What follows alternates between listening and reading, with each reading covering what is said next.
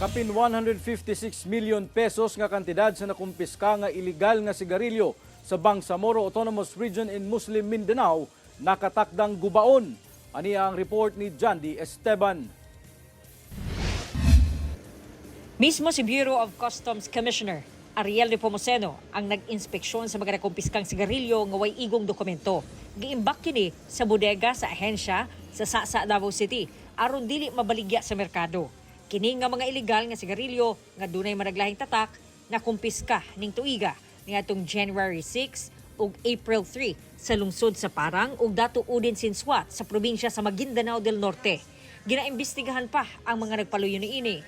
Anaa sa 182,000 rims sa sigarilyo ang nakumpiska sa Bureau of Customs Ports of Davao nga nagkantidad og 156 million pesos.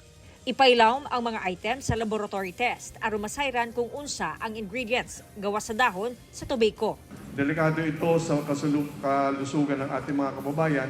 Hindi natin alam kung paano talaga ginawa itong mga sigarilyo na to. Dahil iba't ibang tatak nito, pumasok ito sa hindi sa international ports at hindi pa natin alam eksakto kung sino ang gumawa nitong mga sigarilyo na to. Masayang matud pa ang kita sa gobyerno sa mga smuggled items.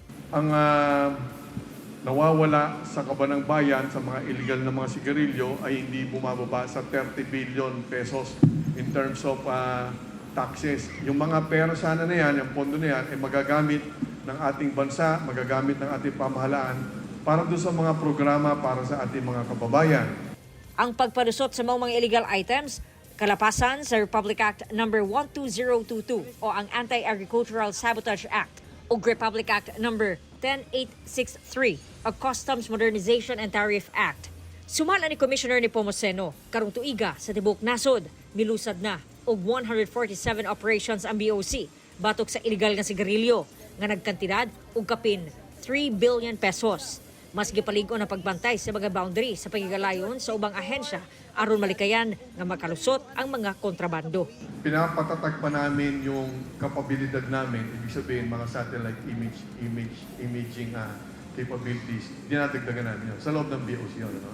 At yung aming mismong kakayanan na magkaroon ng sariling water assets. So hihingi kami ng tulong sa Kongreso upang magkaroon kami ng sariling kapabilidad na magkaroon ng interdictions or operations sa dagat.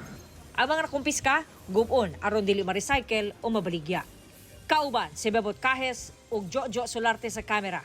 Jandy Esteban. 1 Mindanao.